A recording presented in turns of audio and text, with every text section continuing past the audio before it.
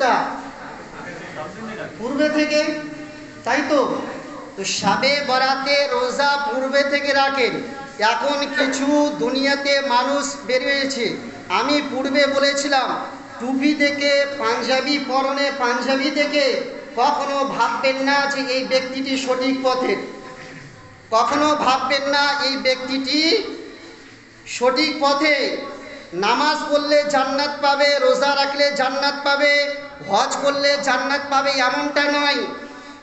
নামাজ, রোজা, হজ, যাকাত আল্লাহর দরবারে মকবুল করতে হলে, নামাজ, রোজা, হজ, যাকাত আল্লাহর দরবারে কবুল করতে হলে আপনার সর্বপ্রথম আপনার শর্ত হলো, আপনার নিয়ম হলো, আপনার ঈমান ও আকীদা সঠিক থাকতে হবে। গত 15ই শাবান অর্থাৎ 25শে ফেব্রুয়ারি দিবাগত রাতকে লক্ষ্য করে এই ভারতবর্ষের একজন বক্তা, যা আহলে হাদিসের একজন শেখ, কথিত শেখ, যার নাম হলো মমতাজুল ইসলাম। এই মমতাজুল ইসলামকে অনেক বড় বক্তা বলে। আজিজানে মোহতারাম, যেই মমতাজুল ইসলাম এই শাবে বারাতে রোজা রাখাকে লক্ষ্য করে তিনি বলেছেন, যে ব্যক্তি শাবান মাসের 15 তারিখের দিনে রোজা রাখবে ওই ব্যক্তির জন্য জাহান্নামে যাওয়ার জন্য এটা তার জন্য যথেষ্ট। জোরে বলে নাউজুবিল্লাহ। এই সম্প্রদায়ের লোক ইমানদার থাকবে, একজন মুসলমান হয়ে যার কোরআনের অপব্যাখ্যা করে মানুষকে পথভ্রষ্ট করে। মমতাজুল ইসলাম বললেন যে 15ই শাবানে যে ব্যক্তি রোজা রাখবে ওই ব্যক্তি বেদাত করলো, আর ওই ব্যক্তি জাহান্নামে যাওয়ার জন্য যথেষ্ট করলো। নাউজুবিল্লাহ।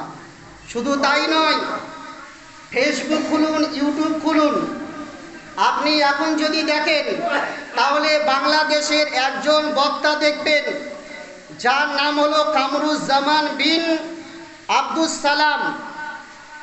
কামরুজ্জামান বিন আব্দুস সালাম যে হচ্ছে আহলে হাদিসদের একজন বক্তা।